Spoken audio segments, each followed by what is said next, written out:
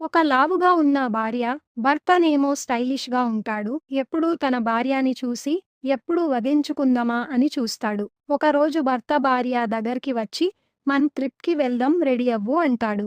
"నిజమా నేను అంటే మీకు ఇష్టం ఉండదు కాడా? అలాంటిది నన్ను ట్రిప్‌కి తీసుకెళ్తున్నారా" అని అడుగుతుంది. అప్పుడు భర్త "అవును, నిజమే తొందరగా రెడీ అవ్వు" అంటాడు. రెడీ అయ్యి, లగ్గేజేసుకొని బట్టికి కార్ దగ్గరికి వస్తుంది. భార్య లగ్గే కార్‌లో పెట్టి ఇద్దరూ కలిసి ట్రిప్‌కి బయలుదేరుతారు. మార్గ మధ్యలో చీకటి పడుతుంది. పక్కనే ఒక అడవి ఉంటుంది. ఇద్దరూ కార్ దిగి అడవిలోకి వెళ్తారు. భర్త అక్కడ ఒక పండు తీసుకొచ్చి భార్యకి ఇస్తాడు. ఆకలిగా ఉన్నట్టు తిను అని ఇస్తాడు.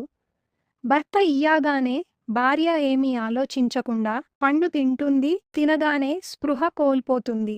అది చూసి తన భర్త మెల్లిగా ఇంటికి వెళ్ళిపోతాడు. తెల్లారుతుంది. తను లేచేసరికి భర్త పక్కన ఉండదు. అప్పుడు తనకి అర్థం అవుతుంది. నన్ను ఇక్కడికి వదిలేయడానికే తీసుకొచ్చడాని బోరున ఏడుస్తూ కూర్చుంటుంది.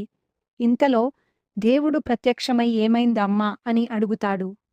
అప్పుడు ఆమె జరిగిందంతా చెప్తుంది. అప్పుడు దేవుడు "నువ్వు ఏమీ బాధపడకు" అని తనని ఒక అందమైన అమ్మాయిగా చేస్తాడు. అప్పుడు అమ్మాయి ఏడుస్తూ దేవుడి కళ్ళకి మొక్కి వాళ్ళ ఇంటికి బయలుదేరుతుంది. అప్పుడు దేవుడు అందం చూసి మోసపోకండి.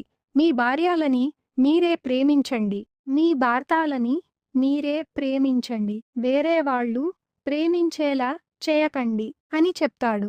మీరు మీ భార్యని లేదా మీ భర్తని ప్రేమిస్తున్నారో లేదో లైక్ చేసి, సబ్స్క్రైబ్ చేసుకొని, మీ భార్య లేదా మీ భర్త పేరు కామెంట్‌లో లవ్ అని వాళ్ళ పేరుతో చెప్పండి.